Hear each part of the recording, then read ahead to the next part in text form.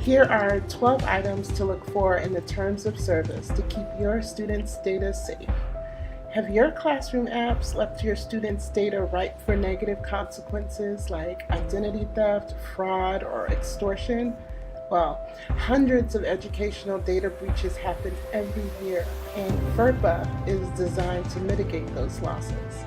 So, what is Ferpa and what does it have to do with your classroom apps? Well, let's tackle the first part of that question. Ferpa is an acronym for the Family Educational Rights and Privacy Act, which is a federal law that protects student data.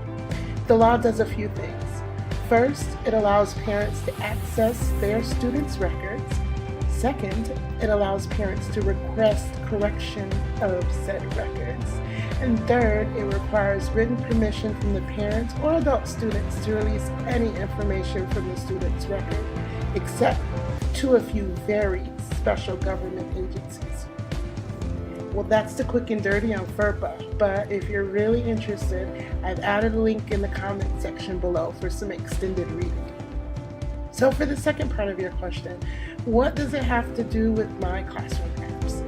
Well, as an instructor, you are a protector of student data, and it's good practice to be well informed on the laws of student data collection, both federal, state, and local. But okay, back to the classroom apps. Now, we can all agree that the classroom has radically changed in the last 10 years. Now, teachers and students use technology to individualize learning. So here's an example that explains how Ferpa could affect your app choices.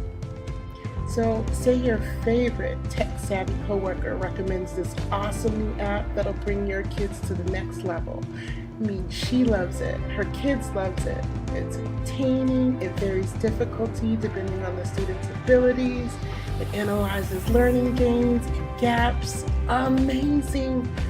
And the best part? It's free! I mean, it's absolutely free. No strings attached. Well, no easy to read strings anyway.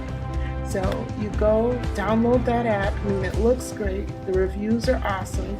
Now, up pops the terms of service. Wait, not so fast. The terms of services in apps often come in a click wrap form. So click here if you have read and agree with the terms of service. Yeah, I mean all that reading. What's in there? Loads. So we've highlighted 12 things to look for in quick wrap forms to give due diligence in protecting your students' data before submitting the app to your district for approval. Data. Their definition of data should be broad and include a range of information, including data, metadata, and user content. So basically, as much information on the student as possible. Data de-identification. Their terms of service should prohibit re-identification of student data and future data transfers. Marketing and advertising. The terms of service should state that the data or metadata may not be used to create profiles for advertising and marketing. Modification of terms of service.